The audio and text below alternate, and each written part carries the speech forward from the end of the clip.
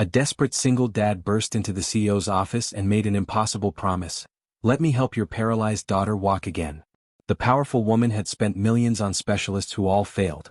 But this broke construction worker claimed he knew something they didn't. His secret would change everything.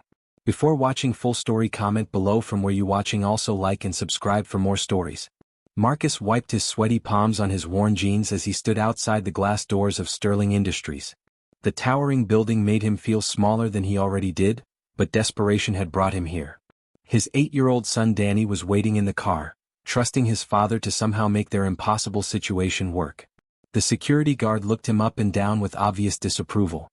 Marcus's clothes were clean but old, his work boots scuffed from years of construction jobs that barely paid the bills. He didn't belong in a place like this, and everyone knew it. "I need to see Victoria Sterling," Marcus said, his voice steadier than he felt. The guard almost laughed. "You got an appointment?" "No, but I have something she needs to hear." "Yeah, right. Look, buddy, Mrs. Sterling doesn't just see anyone who walks in off the street. You want to apply for a job? There's a website for that."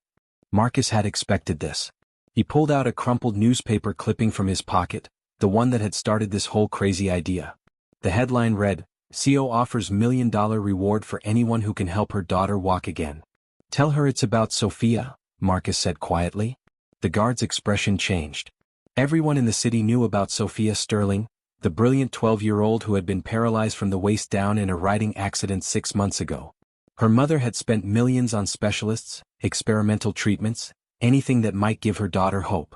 "Wait here," the guard muttered, picking up his phone.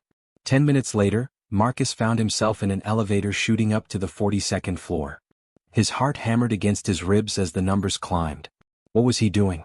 He was just a single father who barely finished high school, about to walk into the office of one of the most powerful women in the state.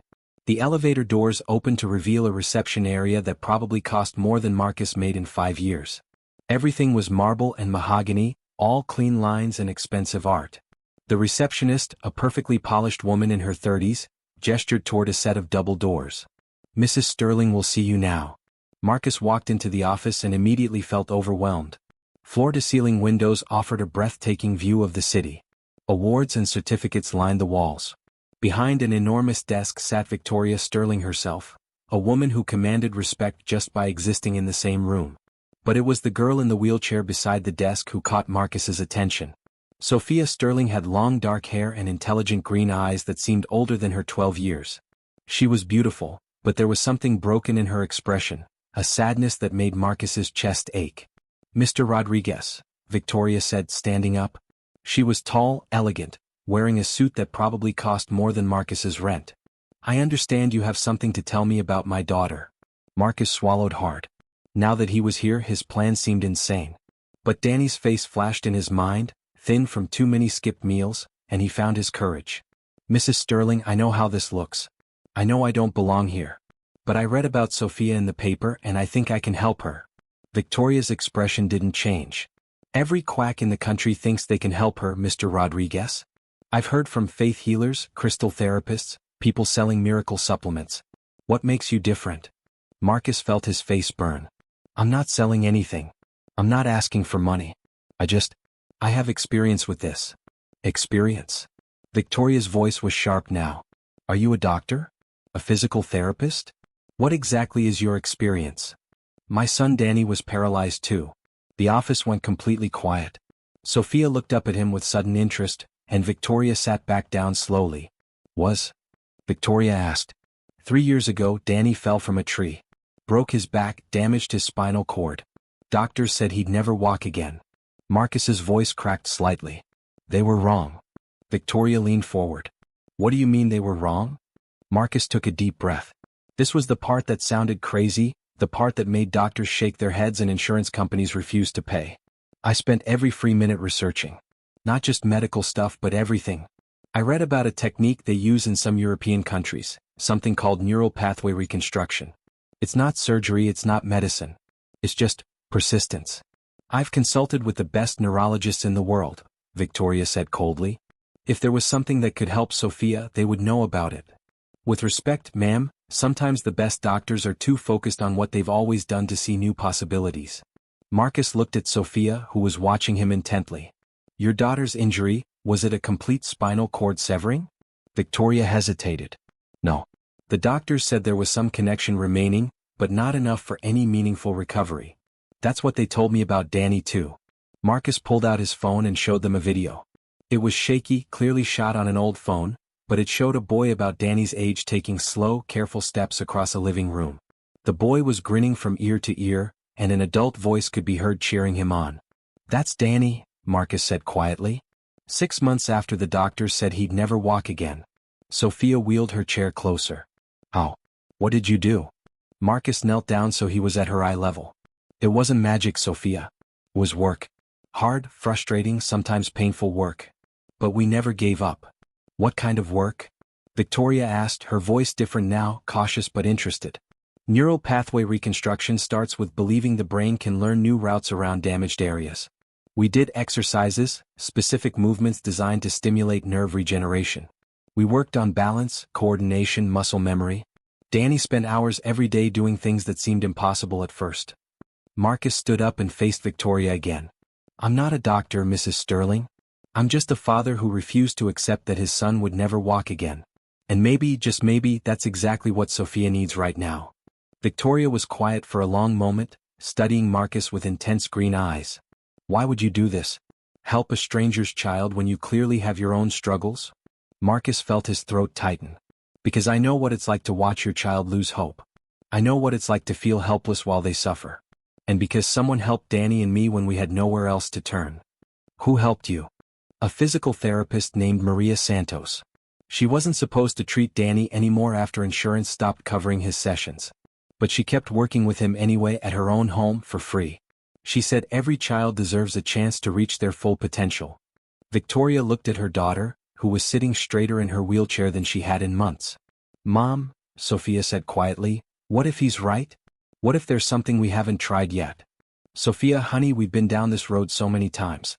I don't want you to get your hopes up just to have them crushed again. But what if this time is different?" Sophia's voice was stronger now. "What if Mr. Rodriguez really does know something the doctors don't?" Marcus saw the pain in Victoria's eyes, the fear of watching her daughter suffer through another failed treatment. But he also saw something else, a mother's desperate love and the tiniest spark of hope. "What exactly are you proposing, Mr. Rodriguez?" "Let me work with Sophia.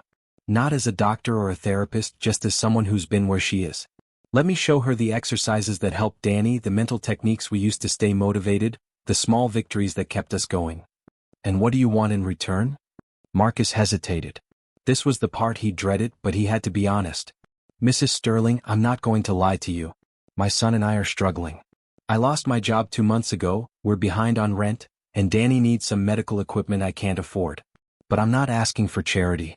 If I help Sophia, if this works, maybe you could help me find steady work. That's all I want, a chance to earn what I need to take care of my son."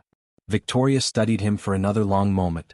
"You're asking me to trust my daughter's care to an unemployed construction worker who claims to have performed a miracle. I'm asking you to trust a father who loves his son enough to never give up on him." Sophia wheeled herself closer to her mother. "Mom, please. I want to try. I need to try." Victoria closed her eyes and took a deep breath. When she opened them, she looked directly at Marcus. "If I agree to this, there will be conditions. Sophia's regular doctors will monitor everything. If they see any signs that you're causing harm, this stops immediately. And I want to meet your son, see this miracle recovery for myself." Marcus felt relief flood through him. Of course, Danny would love to meet Sophia. He's been wanting to help other kids who are going through what he went through. "One more thing," Victoria said, her voice firm. "If this doesn't work, if you're just another person taking advantage of a desperate mother, I will make sure everyone knows about it. Do you understand?" "Yes, ma'am." "And Mrs. Sterling? When this works, when Sophia takes her first steps, you'll understand why I had to try." 3 days later, Marcus and Danny arrived at the Sterling mansion. Danny was nervous but excited, carrying a notebook filled with exercises and encouragement notes he'd written for Sophia. The house was enormous, with manicured gardens and a circular driveway that made Danny whistle in amazement. But when they met Sophia, all the wealth and luxury faded into the background. She was just a 12-year-old girl who wanted to walk again, talking to an 8-year-old boy who remembered exactly how that felt. "Did it hurt?" Sophia asked Danny as they sat in the Sterling's home gym, a room filled with expensive equipment that had gone mostly unused since the accident. Sometimes, Danny said honestly. But the good hurt, you know? Like when you exercise and your muscles burn but you know they're getting stronger. Marcus watched the two children connect, remembering his own early days of working with Danny. The fear, the frustration, the tiny victories that seemed meaningless to everyone else but felt like miracles to them. We start small, Marcus explained to Sophia and Victoria. Just movements, trying to create new connections between your brain and your legs. It might take weeks or months before we see anything, but we don't give up. They began with simple exercises. Sophia lying on a mat, trying to move her toes while Marcus guided her through visualization techniques. Danny cheered for every tiny effort, celebrating movements so small they were almost invisible. I felt something. Sophia gasped during their second week of sessions. Just for a second, but I felt my left toe move. Victoria had been watching from the doorway, skeptical but hopeful. At Sophia's words, she moved closer, tears streaming down her face. Are you sure, honey? I'm sure, Mom. It was tiny, but it was there. Marcus knelt beside Sophia. That's your brain finding a new pathway. Tomorrow we build on it. Week after week they worked together. Marcus came every day after dropping Danny at school, and Victoria quietly arranged for him to receive payment for his time, though he'd never asked for it. She also helped him find a part-time construction job that worked around their sessions with Sophia. The progress was slow and sometimes frustrating. There were days when nothing seemed to work, when Sophia cried from exhaustion and disappointment. But there were also breakthrough moments that made everyone believe in miracles. After 2 months, Sophia could wiggle all her toes. After 3 months, she had some feeling in her feet. After 4 months, she could bend her knees slightly while lying down. The doctors are amazed, Victoria told Marcus one afternoon. They're calling it unprecedented. They want to study what you're doing, maybe develop it into a formal treatment program. Marcus smiled, watching Danny and Sophia work together on balance exercises. Maybe someday. Right now, I'm just focused on getting this little girl back on her feet. The breakthrough came on a rainy Tuesday morning in the 6th month. Sophia was working on standing exercises, using parallel bars for support while Marcus and Danny encouraged her. She'd been able to stand for a few seconds at a time, but walking still seemed impossible. I want to try something, Sophia said, gripping the bars tightly. What do you have in mind? Marcus asked. I want to try to take a step. Victoria had been working in her home office but came running when she heard the commotion. She found everyone gathered around the parallel bars, holding their breath. Sophia lifted her right foot and moved it forward about 6 inches. It was wobbly, uncertain, but it was definitely a step. Then she shifted her weight and moved her left foot to meet it. The room erupted in cheers. Danny was jumping up and down, Victoria was crying and laughing at the same time, and Marcus felt tears streaming down his own face. I did it, Sophia whispered, then louder. I did it. I took a step. You took 2 steps, Marcus corrected, his voice thick with emotion. And tomorrow you'll take 3. 6 months later, Sophia Sterling walked across the stage at her middle school graduation. She still used a walker for long distances and had physical therapy several times a week, but she was walking. She was running. She was living the life everyone had said was impossible. Victoria kept her promise too. She hired Marcus as a supervisor for her construction company and helped him start a non-profit foundation focused on alternative treatments for spinal cord injuries. They called it Danny's Dreams, and it was already helping dozens of families who had been told there was no hope. You know what the best part is? Victoria said to Marcus as they watched their children play soccer in the backyard. Sophia wasn't the fastest player, but she was there, participating, believing in herself again. What's that? Sophia wants to be a doctor now. She says she wants to help other kids the way you helped her. Marcus smiled, watching his son pass the ball to his friend. That's how it works. We help each other and then we help someone else. It keeps going one person at a time. Marcus, I have to ask you something I've been wondering about for months. What's that? That first day when you walked into my office, you were so sure it would work. How did you know? How did you have that kind of faith? Marcus was quiet for a moment, remembering that desperate day when he decided to approach the most powerful woman in the city with nothing but hope and determination. I didn't know it would work, he admitted. But I knew what would happen if we didn't try. Danny taught me that sometimes the impossible just means nobody's tried hard enough yet. Victoria nodded, understanding flooding her face. And sometimes a single dad walking into a CEO's office is exactly what everyone needs. As the sun set over the Sterling estate, 2 families who had found each other in the darkest of times continued to build something beautiful together. They had learned that miracles aren't always about divine intervention or medical breakthroughs. Sometimes miracles look like a father who refuses to give up, a mother willing to trust a stranger, and children brave enough to keep trying when everyone says it's hopeless. Sometimes miracles walk right through your door and say, "Let me help." And sometimes that's exactly enough.